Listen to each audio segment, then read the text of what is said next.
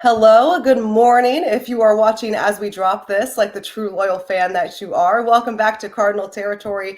I'm Katie Wu. We have a really exciting episode today. We have a 2025 prospect preview. JJ Cooper, the editor of Baseball America, is my guest today. Super excited to have you, JJ. And we are going to talk about the newly dropped prospect rankings in baseball, specifically Cardinals. JJ, how are you? Good. How are you doing, Katie? I'm great. I'm great. Spring training is rapidly approaching, and every day I get a little more reality Yay. checked by it, where I'm like, oh, I got to get my life together real soon. But I really get excited when these prospect rankings drop because spring training is so unique. And one of the perks about it is that you get to see all of these prospects in one place, and you're not hopping over through every single affiliate trying to find, a Quinn Mathews start or a JJ Weatherholt at bat. So this is exciting, I think, from my perspective, because all of these guys that I've been reading about on Baseball America are all in the same place.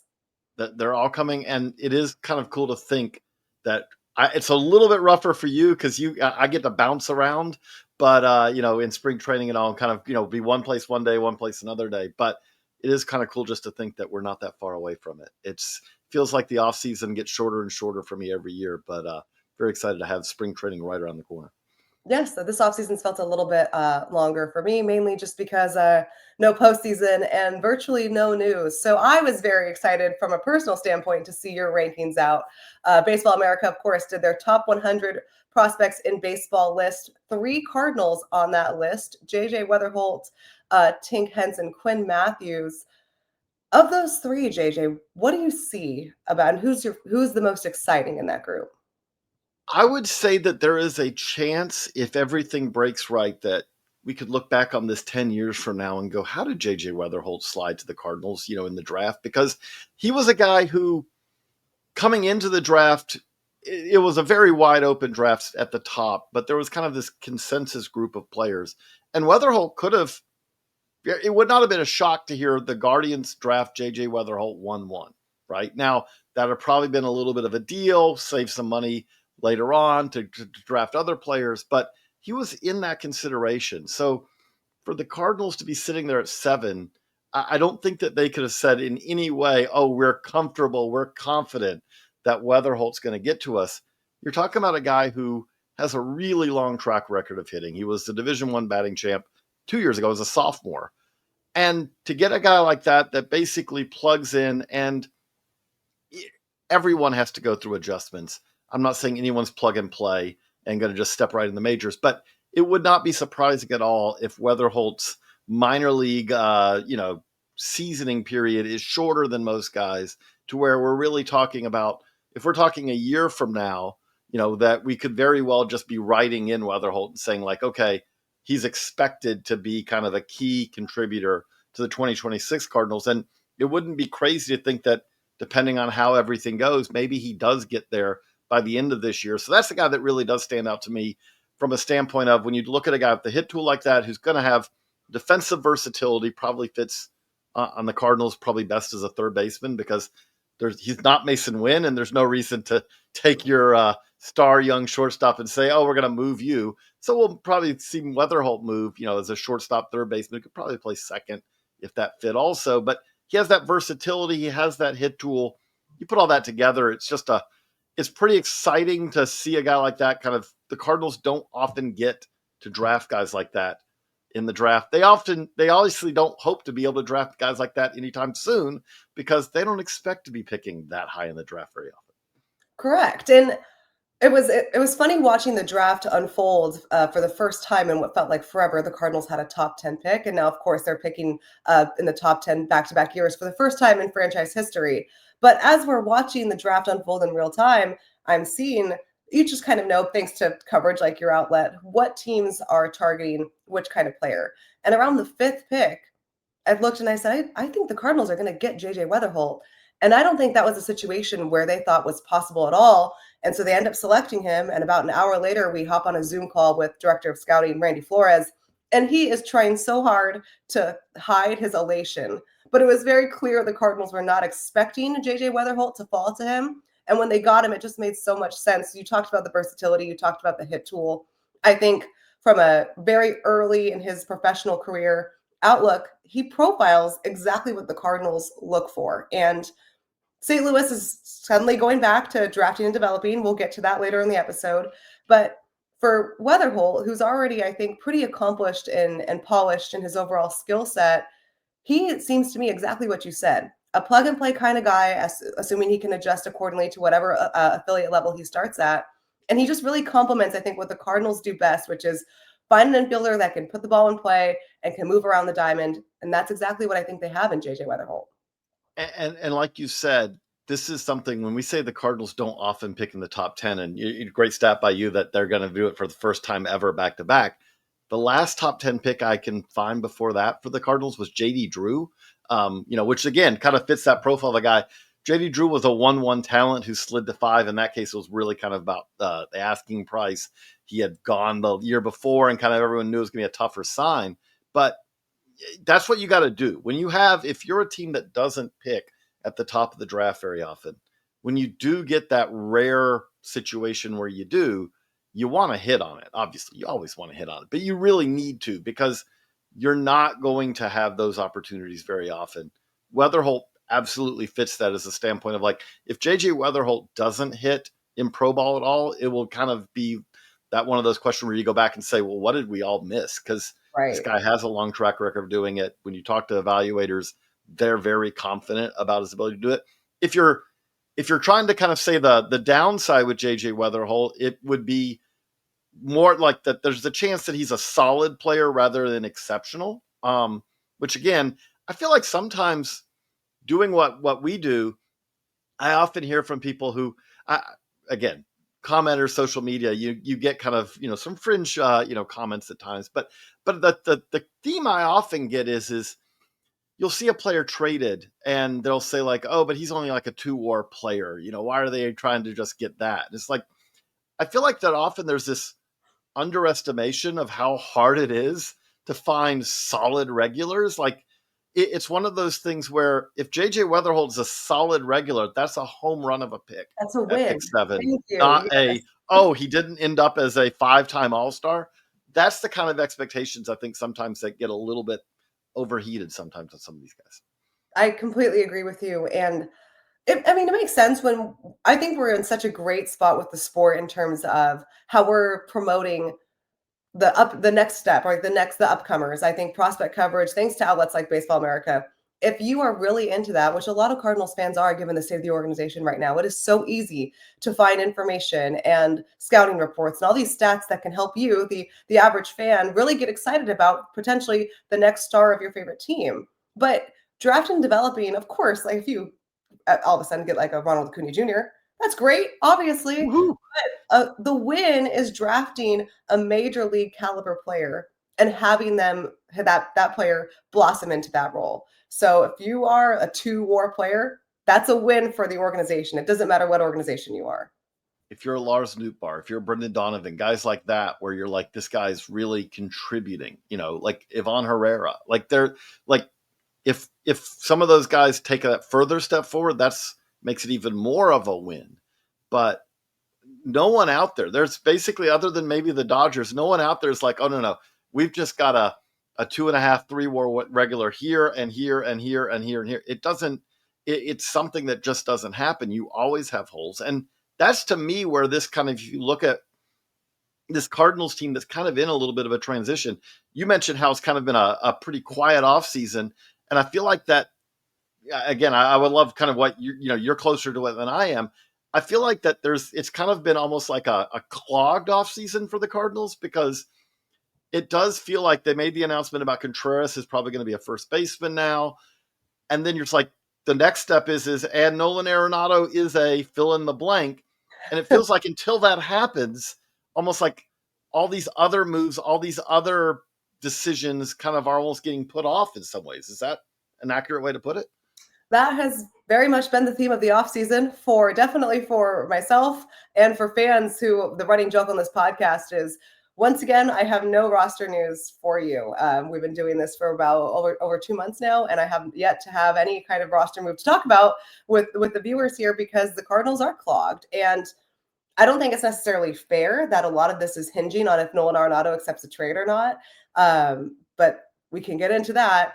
But essentially that's what the organization has framed their offseason as. They can't do anything. This is what they're saying until they know what they're doing with Arenado. And John Mozeliak has said multiple times that his top priority is to trade Arenado. He said that for 4 months. Well, guess what?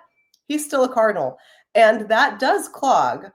And, I always say it's not a bad thing to have the top third baseman in your generation on your roster. And if your goal is to try to win as many games as possible in 2025 at St. Louis Cardinals, you do that. You have a better chance with Nolan Arenado playing third base and hitting in the middle of your lineup every day, obviously. But the Cardinals have stated multiple times that their goal in 2025, well, sure, is to try to compete. It's also to get extensive playing time to a lot of their young guys on the roster. And it does clog opportunity for guys like Alec Burleson, for guys like Thomas Saggese. You go down the list, all of your infielders are going to be impacted because there's no way Arenado is not going to play every day if he's still a Cardinal come opening day. So while I'm behind the youth movement for the Cardinals, I think this has been a decision a long time coming and they're finally making it. I do have questions on if they're actually going to be able to execute their plan and give these guys playing time that they want. Because if Arenado is here, I'm having a hard time seeing where Thomas Saggese plays every day. I'm having a hard time seeing what Alec Burleson can do as an everyday bat.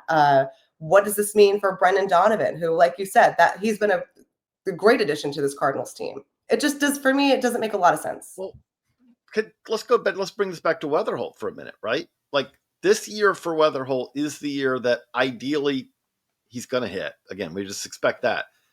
He's probably going to work on positional versatility, but you really ideally kind of want to start pointing him to whatever his likely home in St. Louis, right? Because he does have that versatility. Again, if shortstop looks unlikely when you do have this young star shortstop who did everything you wanted to see and who's just better defensively than JJ Weatherholt. So, okay, let's just say that shortstop's out. He's probably at third base, but again, like, if the Cardinals do clear this logjam and they do trade one of their, best players of the last several years, it also kind of opens up to see, okay, at that point, because we still have young, established big leaguers in some ways, like, how does Nolan Gorman fit, for this team in the long term? I'll be honest, like with Jordan Walker, like, obviously there's a lot of questions to go still about his bat, but I think more than anything, the question is where does he fit defensively on this team long term? You mentioned Burleson. It's like, okay, if you've got Burleson, who has been really a solid producer for them, and I would say a more well-rounded player than maybe I expected when he was coming out of college, but you've got him who's kind of bat first, Jordan Walker, who you kind of project him to be bat first in the outfield. He's been a little bit of an adventure out there. That's probably not, maybe even, we don't know if that's his ideal fit long term. You got Contreras moving down the spectrum to first base. It's kind of, you've got these guys who they kind of need to figure out before 26, I would say, some kind of fit of, okay, so where does Weatherholt fit best on the 26 team? And some of that, I would say, is kind of figuring out, where does a Saggese fit on the 25 team? Where does a Gorman fit on this team? Where does, again, Brendan Donovan's going to probably play a little bit of wherever, but where does he fit best? There's Nootbaar. There's all these guys that sorting out, like, because again, we do look at, when I look at this Cardinals team right now, and you fast forward a year, assuming Arenado is no longer on the team at that point, Sonny Gray may still be, he's under contract, but there's really, it does feel like that the end of this year, when you look at, you've got multiple, I would say, fixtures on this Cardinals team who are hitting free agency at the end of this year. It feels like this is kind of step one of transition, and then step two would be next year, where ideally you kind of hope, I would say, you kind of hope to know a little bit more about what pieces you have and where they fit than you do right now. And I think that's by design. I mean, we'll get into this. Chaim Bloom is taking over in 2026. And John Mozeliak's last year, while I'm sure he wants to compete, and this is not a decision that he took lightly, he's trying to make this transition for Chaim Bloom as easy as possible. And at the end of the 2025 season, you're right, most of these free agents, with the exception of Sonny Gray and Wilson Contreras, they'll be on expiring contracts. So Eric Fetty, expiring contract. Miles Michaelis, expiring contract. Brian Helsley, same thing. That's by design. So that transition part two, I like how you phrase that, really does take over in 2026. This phase one is the Cardinals answering on their current roster right now who is going to make the cut to part two. And they don't know that about Nolan Gorman. They really don't know that about Jordan Walker, who is, if people on the show know, I am a big Jordan Walker advocate. I don't think he was really ever put in a position to succeed by the organization. And he, to me, is the player they have to get right next year. But they don't know if Nootbaar is going to be that guy. They feel pretty confident about Mason Wynn and Brendan Donovan. But other than that, there are a ton of question marks all over the roster, which is why part one of this transition is so important. And then you get to part two with Chaim Bloom, and you have whoever's made the cut from the 2025 season, and you're essentially doing it all over again with these up-and-comers in the farm system, and that's going to be led by JJ Weatherholt. The other part I would say about that is part one, I feel like a lot of it is about getting the lineup right that you just talked about. And then part two is about getting the rotation right, because you just rattled it off. Like, now, depending on how the season goes, we could see some of these players traded mid-season if the Cardinal season doesn't go as they hope. Mm-hmm. But when you look at this rotation for 2026, they're going to need some new blood, because we kind of know, if you look at where the rotation is right now, and the bullpen to some extent, when you're talking about your closers also on an expiring contract, you have a situation here where that's where I think the Quinn Matthews of the world are going to be fascinating, because Quinn really should be able to help this. Tink Hence should be able to help this Cardinals team at some point in 25.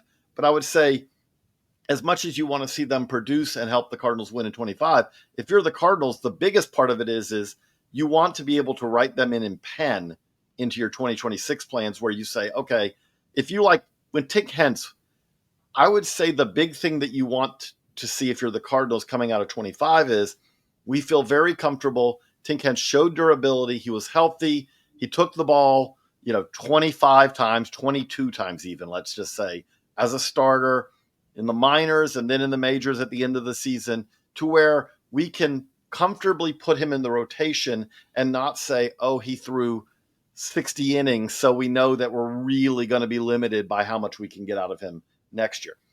I would say I'm a little less worried about that with Quinn Mathews, who seems to take the ball every 5 days and say, I'll give you 5, I'll give you 6, I'll give you 7 if you need. And he's done that going back to college. But I would say on top of that, it's like, okay, is it Tekoa Roby? Is a Cooper Jerpy? There are guys here where you're like, okay, can these guys start fitting into this? Because that 2026 pitching staff has a lot of questions right now. And I think, again, like, we also have to work into that. Do the Matthew Liberators and the guys like that play a role in that as well? And that's, I think, where we kind of talk about Chaim Bloom. Like, if you ask me, one of the things that you look at with Chaim Bloom over multiple stops that he's done, he's really done a good job of building up farm systems. And I'd say that a lot of that a lot of that is on the pitching side. And so if they can take steps forward as far as pitching development this year, that would be crucial for them, I think, for 26, 27 and beyond. You make a really good point about pitching development, and I want to get into that. But first, it's everyone's favorite time. We have to do an ad read. So we need to hear from our friends at 1-800-Flowers. Hey, Valentine's Day is coming up, and we have the recommendation for you to check out right now. Don't wait. It's 1-800-Flowers.com. This year, we're partnering with 1-800-Flowers to make sure you're a Valentine's legend with an exclusive offer for the FT fam. It's double the roses for free. When you buy 1 dozen, they're going to double your bouquet to 2 dozen roses. It's the perfect way to wow her without breaking the bank. 1-800-Flowers always delivers. Let them dominate this holiday. It's what they do best. Think about everyone in your fam that deserves some love on Valentine's Day. I sent a bouquet to my daughter at college, and it lit up her day. I also added an awesome vase to the order for her, so she's got it all. All roses from 1-800-Flowers are picked at their peak, cared for every step of the way, and shipped fresh to ensure lasting beauty. Don't wait. Think ahead this year. Make it easy and get that deal right now. When you order 1 dozen, they'll double the rose bouquet for free. That's the FT deals that we're always looking out for. Go to 1-800-Flowers.com/FT. That's 1-800-Flowers.com/FT. That was 1-800-Flowers from our friends Scott and AJ. In case you missed it, to claim your double your roses offer, you can go to 1-800-Flowers.com/FT. Wow, I hope Trevor Rosenthal was watching that. That was by far my best ad read yet. He's going to be so proud. Oh, thank you. It's been a work in progress. Let's talk about pitching development, because while I've only been covering the Cardinals for about 5 years. I've seen a pattern in their pitching development where you mentioned Matthew Liberatore. We can talk about Zach Thompson, Andre Palante. They have these starting pitching prospects, and we've seen this with Tink Hence and Cooper Jerpy, and they're not exactly notching up innings. And part of that is to, longevity, protecting pitchers' health. I get it. But there's been kind of an awkward transition over the last 2 or 3 years where these starting pitching prospects come up and immediately go to relief. And they're bounced from relief pitching to starting in AAA to relief pitching in the majors, back to AAA, and they don't have designed roles. And it's taken guys like Matthew Liberatore, like Andre Palante, 2 to 3 years to really find their groove in whatever assignment that they have. And I'm hoping that changes for this next crop of young pitching prospects. The Cardinals hired a new director of pitching, Matt Pierpont, from the Seattle Mariners. Obviously, the Mariners are very, very good at pitching development, and the Cardinals have fallen behind in a lot of aspects in player development across the board. What do you like to see from the Cardinals in terms of maybe bettering their pitching development starting this year? I want to credit Jeff Bonds for us because he does our Cardinals list, and Jeff has we talked about this a lot. That one of the things that we are seeing now is like he said, is he's doing this list this year. There's more velocity on it, and that may seem like, well, yeah, there's always more velocity in baseball now, but that's actually been kind of, I would say, one of the questions with Cardinals starting pitchers. There's a little bit more kind of to work with here in some cases, but the other part I would say, like, if I look back at, again, Heimblum's kind of longer tenure was obviously with the Rays. I don't want to say that everything that the Rays do was Heimblum and everything that Heimblum does the Rays. Obviously, he's been the Red Sox since then. But one of the things that did stand out with that when he was with the Rays, it's kind of just a running joke, but it's something that's paid off for them. The Rays' approach was with starting pitchers was they would rather they get 2, 3, 4, 5, 6 too many starts in AAA than 5, 6, 7, 8 too few starts, right? If they brought a guy up, they wanted him to be ready to contribute. And that also meant as far as workload, innings, things like that. I can think of multiple examples where the Rays have brought up pitchers to start playoff games for them, pitch well, and then the next year the season starts and it's like, Shane Baz, you're back in AAA. David Price, you're back in AAA. They've done this over the years where it's like, no. Our success is based around when a guy comes up as a starting pitcher, he's ready to go. Now, I'm not saying they've never had guys who go into the pen and then move back to rotation, but more often than not, their approach was our starters are starters, our relievers are former starters or guys, but they're generally going to stay in that relief role. And I think that that's something you may see a little bit here is kind of figuring out. Now, some of these guys we're talking about, like Tink Hence is going to kind of determine in some ways whether not intentionally, but just by how he performs. If he can't show, he's a smaller guy. If he can't hold up as a starter over the workload of, let's just say, 150 plus innings, because that's what you're going to have to be a big league starter, year in, year out. If he can't do that, well, then you probably are going to end up moving him to the pen if you're the Cardinals, not because you don't want him to be a starter, but just because at some point that direction heads that way. A Cooper Jerpy could end up in that role, not because the Cardinals don't want him to develop as a starter, but his assortment, kind of his strengths and weaknesses, could end up fitting better in kind of a relief role. But I would say with that also, though, and again, I get this, some of this has been over the years, though, has been that because the Cardinals until this last couple of years are always competing for titles, you see this challenge with the Yankees, with the Dodgers, with these other teams also, where if you're trying to win right now, that balance of, okay, is this guy, can he help us in a pen? Yeah. Is he ready to start for us? No. Then a guy does get kind of jerked around a little bit because you're not in a situation to say, we're focused on the long term. We're focusing on trying to win a pennant this year. We're trying to basically be the best team we can to try to win a World Series this year. If there is any advantage that has come out of this last couple of years for the Cardinals, and I would not say it's an advantage they want to have very often, but there is a little bit more runway right now to try to figure that out, I think. Yeah, and I think that's exactly what happened with a lot of these was they were in the win now mode. And well, we can debate overall roster construction, maybe not setting up the team for the best success in that strategy. It was very clear when they were calling up these guys like Thompson, like Liberatore, like Gordon Graceffo, for example. It was because they needed a win that day, and it didn't really matter about their long term development. And the silver lining to the direction the Cardinals are taking in 2025 is they are prioritizing the development first. So that shouldn't happen to these guys anymore. Now, this is whether or not they stick to their plan of development first. But I do believe that the organization, from ownership to management, is committed to doing it this way. And when the Cardinals were at their best, they were a draft and development club, and they did it so well that the rest of the industry started copying them. And where things fell apart was as other teams made more investments, the Cardinals stayed the same. But I do think that this is a system or a strategy that the organization can get behind because it's worked for them before. The thing that does surprise me, if you ask me, like, where have the Cardinals kind of backtracked, I guess, in recent years compared to what's kind of been the Cardinals' way to me. Like when I started at Baseball America more years ago than I wanted, that I want to admit, like talking to people about George Kissel and what player, like these legendary coaches that the Cardinals had who have been there forever, who kind of were crucial to development of players.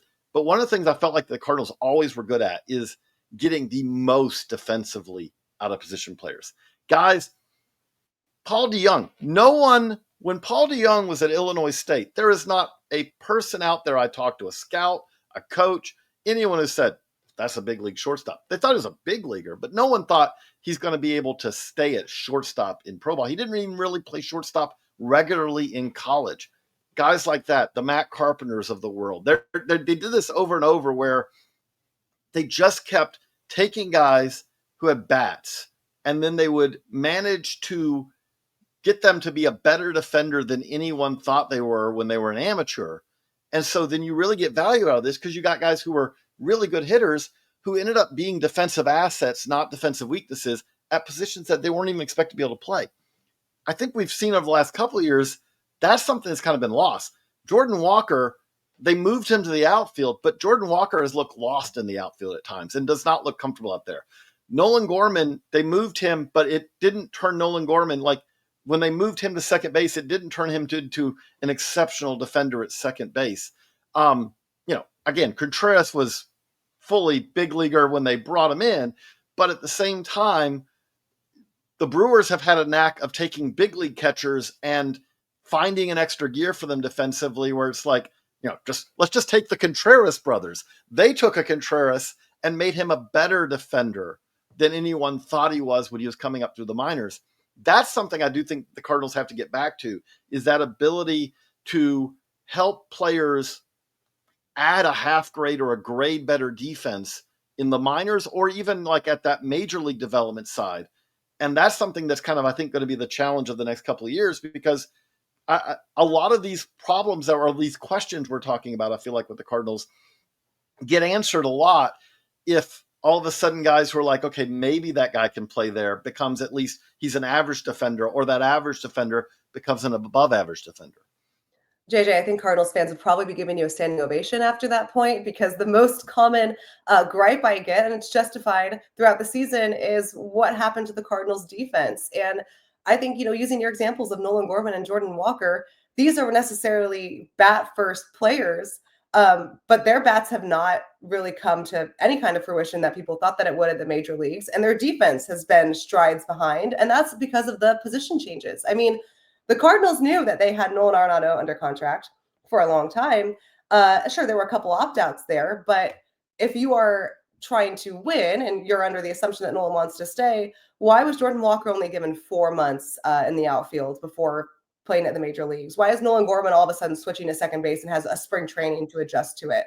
The defense takes a hit, and when the bats don't come along, I think it just compounds everything. And it's made for really a lot of frustration throughout the organization because all of these players have the ceiling. You know this. You write about it. And it just hasn't clicked for any of them yet. And when you're struggling defensively, that does impact your hitting as well. Like, it's not something where these are robots where it's like they can completely separate, oh, I just had a really rough inning in the field. Now I'm going to coming in at bat and, coming to hit and like just flush that completely. You would love to, especially when you're talking about young players, it's hard to kind of pull off that separation of saying, I'm just going to forget about my struggles out there and I'm going to give you the best at bat I can. These are all intertwined. Like if you're feeling comfortable and if you make a great play defensively, it does have a little bit of an emotional carryover to when you're hitting as well. So you want to put these players in positions to succeed. And part of that is getting them comfortable playing the positions that you're asking them to play, as I see it. Couldn't agree more. And hopefully that's something that the Cardinals can figure out a way to get back to. They've always been, up until the last couple of years, a very strong defensive club. It's kind of been the gold standard of their organization and clearly something that they would like to get back to. My last thing for you is not only are the top 100 prospect rankings out, but the top 30 for each organization are out as well. We've talked about Tink Hence. We've talked about JJ Weatherholt. You actually came to St. Louis for the St. Louis Baseball Writers Dinner. And you presented Quinn Mathews, who is on that top 30 list, of course, as well, with the 2024 Baseball America Player of the Year award. What stood out about Quinn Mathews last year that made him worthy of such an honor for you guys? Excuse me. No worries. I have a cold tooth, and I've been struggling this entire episode, so I get it. The thing with Quinn Matthews, and by the way, I feel like I'm not trying to be like overly critical of the Cardinals. I think the Cardinals are doing a lot of things well here. We even talk about Yairo Padilla, who I think is a name 100% for Cardinals fans to file away because he's going to be really good, it looks like. But in Quinn Matthews' case, that is an impressive case of a draft and development success story. This isn't a first-round pick. It's a fourth-round pick who had success at Stanford, but has found another gear, is a more well-rounded pitcher with better stuff as a pro than he was in college. And to go with really impressive durability, he is kind of one of those, he's got that combination of you would expect with a Stanford guy, but a really smart guy who knows how to work, set up pitchers and all that. I mean, hitters, I should say, set up hitters and all that. But also on top of that has real stuff and just goes out and does it start after start after start. He was, until he hit AAA in September, which probably will be a little bit beneficial for him. He didn't have the perfect season where from day one of the season till the final day of the season, everything worked great. He did in low A and high A and double A and finally hit AAA and had that first little setback as a pro. But it was just an exceptional season. We talked, you mentioned, Katie, about the guys who haven't shown that they can throw 140 plus innings, which nowadays 140 innings in the minors is a really impressive workload. Quinn Matthews has already checked that box. He's already shown that he can hold up and his stuff he can maintain stuff over the course of a 5-month season. If you look at him, like the season he had in 2024 was pretty much impeccable. But on top of that, it does really position him well, probably starts the season in AAA. But that is a guy who goes out, has a good AAA start, and then you can say, okay, he's big league ready, and we're not really that worried about the workload either. We're not worried that this is a guy who, we're going to have to shut him down 5 weeks after he comes up because he only threw 80 innings or 60 innings last year. Quinn Matthews has already checked that box. It's shown he can hold up, and that kind of makes him more big league ready than a lot of these guys we're talking about. I know Cardinals fans are pretty excited about Quinn Mathews. They're excited about maybe the farm system in general. I think it's a transition time. It hasn't been the most exciting time in terms of major league transactions, but the closer we get to spring training, the more I see fans getting a little bit more excited. And again, I'm getting excited as well. So JJ, thank you so much. If you do not subscribe to Baseball America, what are you doing? It is an absolute instrumental tool if you want to follow prospect development, the farm system. You can scan this QR code. I'll leave it up for the end of the episode. Use promo code Cardinal30 to get 30% off the first year of any annual subscription to Baseball America. I have been a user of the site dating back to when I was an intern in the minor leagues. It is just top-notch stuff. JJ and his staff do a wonderful job. Thank you, JJ, for coming on. I know you're a busy guy right now with baseball around the corner, but this was great, and I really appreciated it. We're very fortunate, aren't we? We get to do this. This is our job. This is fun, but this is also our job. So thank you. And again, thank you to the subscribers for, for in both of our cases, it's like, that's what allows us to do this. And we don't discount very often. So, this is something where if you want to take advantage of that, we don't have many opportunities for that. So, but thank you for that, Katie. And thank you again. Thank you for the time. No, this is great. Again, subscribe if you haven't already. It's great work. You can get not just the top 100 or the top 30 in the Cardinal system, but all of the organizations. It's a pivotal tool for me, especially during the weeks before the draft and just all around. This is a great time to subscribe if you're a Cardinals fan, because we're going to be talking about the farm system a lot. So if you want to do your prep work as a Cardinals fan to know, because I said they're going to, as Katie mentioned, they're going to be drafting high again. We're updating our draft list and rankings and reports and all again, as basically they'll be up as you see this pretty much. We're rolling out another one of that, and we'll be updating that all year too. So we do draft coverage 365 days a year, prospect coverage all year round. This is what we do. This is fun. It is fun. This was fun. I appreciate it. Next week, you guys, we got a little bit of a weird schedule going on. We will have 2 episodes for you. Trevor will do one of them. I just don't know which days yet. So just roll with it. You know the drill by now. This is very much you get what you pay for, which on YouTube is $0. So for JJ Cooper, I'm Katie Wu. This is Cardinal Territory. We'll be back next week. Thanks again, JJ. It was a lot of fun. Thank y'all.